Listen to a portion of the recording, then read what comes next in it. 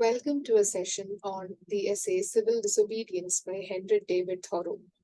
So, this essay is quite important within the context of American literature because for most of the works in American literature, you see the background, the political background of the country quite important, and it is emulated in most of the works, be it poems, be it essays, be it novels, be it drama, or whatever genre it belongs to.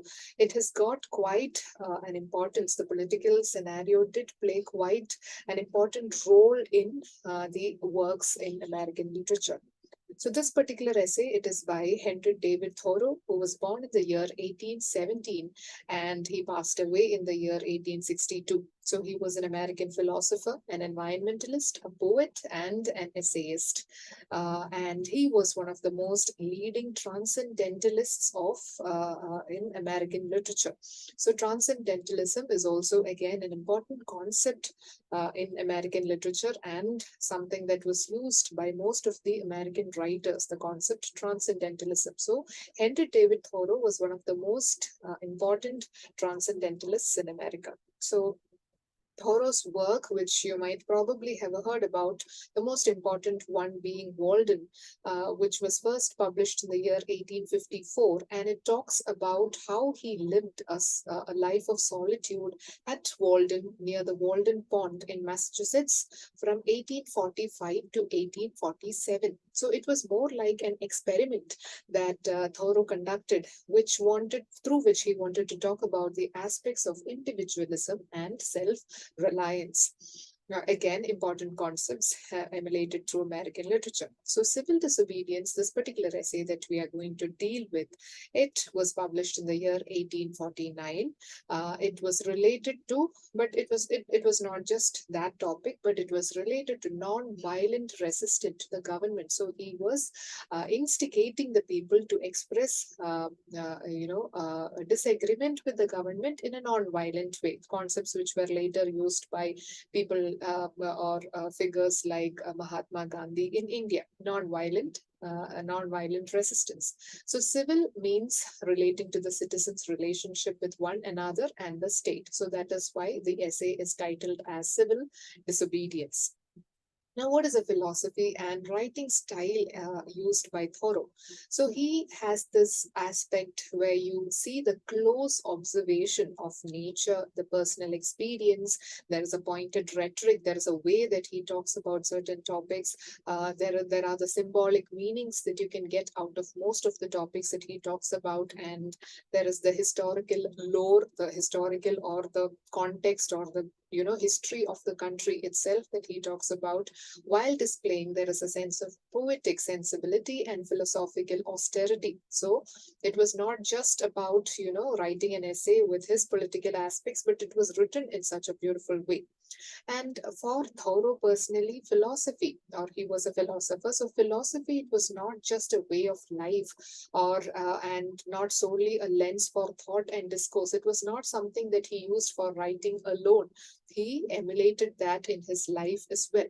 So there was this strong influence in his writing and his concepts by Ralph Waldo Emerson, who was another transcendentalist who also emulated the concept of transcendentalism through his life and writing.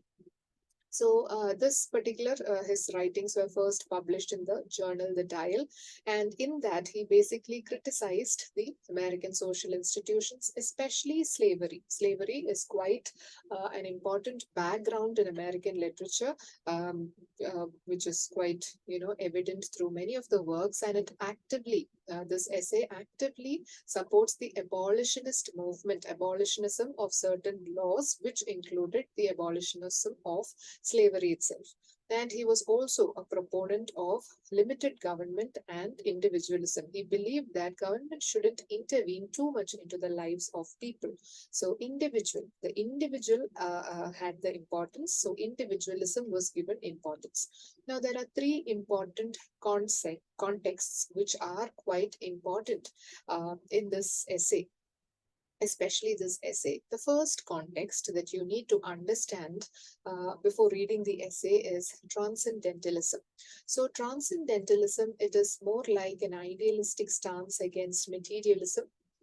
traditionalism, conservatism, and orthodoxy of politics, as well as Unitarian Church. So, transcendentalism is transcending all of these things, transcending materialism, that extreme want for things, the tradition, the rules, the regulations, the conservatism and orthodoxy of politics, as well as church. So, that is the first most important aspect of transcendentalism.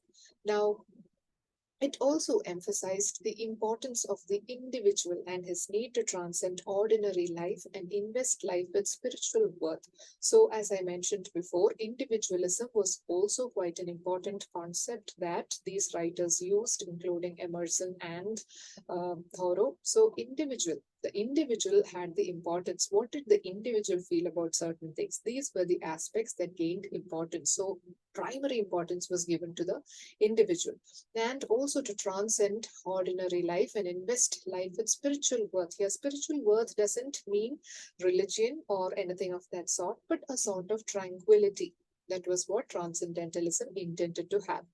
And it also believed the truth and meaning which lie within the human soul or conscience, and the individual should turn inward in solitude and practice self reliance. Okay, so according to the belief transcendentalism, every truth you could find inside a human soul itself, or inside the conscience of a person itself. You didn't have to really look out anywhere, but it is within yourself. And individuals should, once in a while, like the example that he used for himself through Walden, individuals should once in a while practice solitude and practice self-reliance. So an individual should learn to how to live alone. That was the concept of transcendentalism.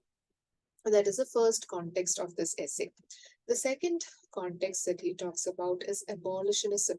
Okay, abolitionism, there were many unjust laws in America that were followed, and things that were not accepted by certain people, the people who believed in right and wrongs, the actual right and wrong. So there were widespread protest against slavery and slave laws at this time in New England, which centered in Concord, Massachusetts. So towards the northern side of America, you always know there is a difference between the southern side and northern side. So northern side, people in the northern side did not actually or vehemently believe in the practice of slavery.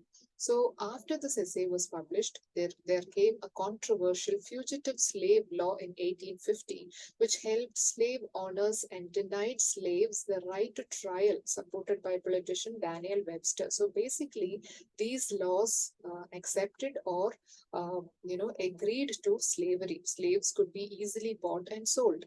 So American Anti-Slavery Society in Philadelphia, established in 1833, promoted non-violent resistance, including Thoreau, who were for that concept. So Thoreau was critical of some of the indirect modes of resistance that they advocated.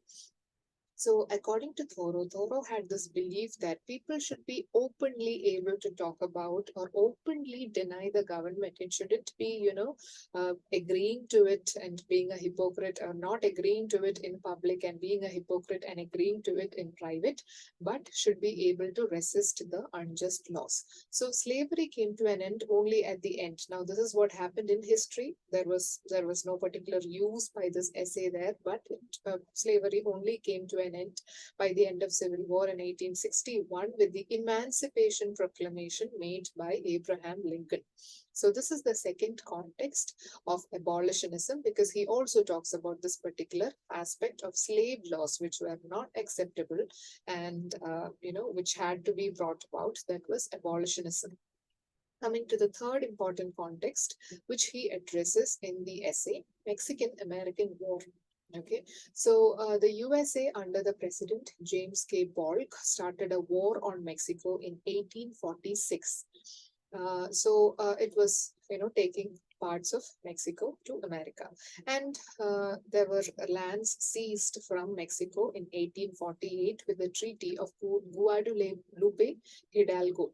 So this land taken from the Mexican part was called as the Mexican cession. So it is again unjust, to take land or to being that colonialists and taking the land from that part. And it was called the Mexican cession and formed the southwestern American states, all the states that we have now, like Texas, Nevada, New Mexico, Utah, Arizona, California, and parts of Colorado.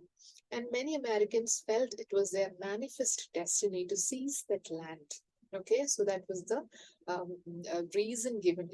There was a manifest destiny, and it almost doubled the size of United States, especially the agrarian South. It was all coming to the southern part of America, so it grew. The American Southern America grew, leading to an imbalance between the slave states and the free states. Slave states are mostly in the southern side of America, while the free states are in the northern side. So with the Mexican cession being included to the southern part of America, the southern part, that is the area that supported slavery mostly, became more strong.